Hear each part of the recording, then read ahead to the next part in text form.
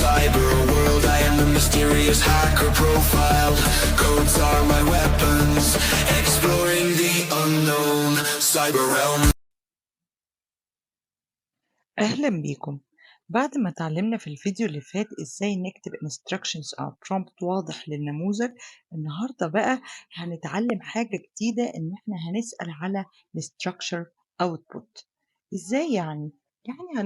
هنشوف الأوتبوت بتاع النموذج ده هيطلع في شكل جيسون ولا XML أو أي شكل إحنا محتاجينه. خلينا نبص كده على الكود ولنفترض إن ريفيو ديت هي رأي أحد العملاء أو تويتة من التويتات.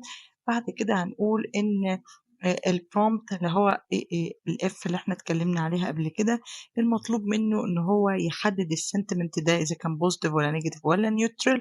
والreview أنا هنا باقول له إن الreview محطوط ما بين 3 أقواس اللي هم دول، review شايفين شكل القوس اللي لونه أصفر ده مختلف. بعد كده هاقول له generate الanswer in a JSON format، وبادّي له بعض الinstructions إن هو الJSON ده لازم يكون بشكل معيّن. وهنا هنقول إن كلمة الsentiment دي اللي المفروض إن هي تطبع، والstring that is one of this value اللي هو الstring ده هيكون يا إما positive يا negative يا neutral. هنا تحت بعدها بقى هاقول له إن لازم نرُد بvalid JSON. يعني إيه valid JSON؟ يعني ما يكونش فيه characters أو إضافية أو symbols أو يكون فيه text خارج الشكل المعيّن بتاع الJSON اللي هو بيفهمه.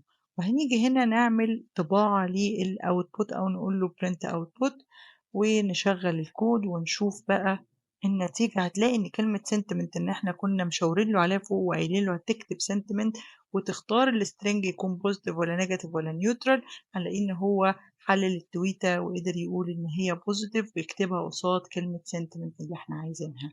وبكده نكون اتعلمنا حاجة جديدة. استنونا في الفيديو الجاي. أنا إيمان علي ودي سايبر توكس.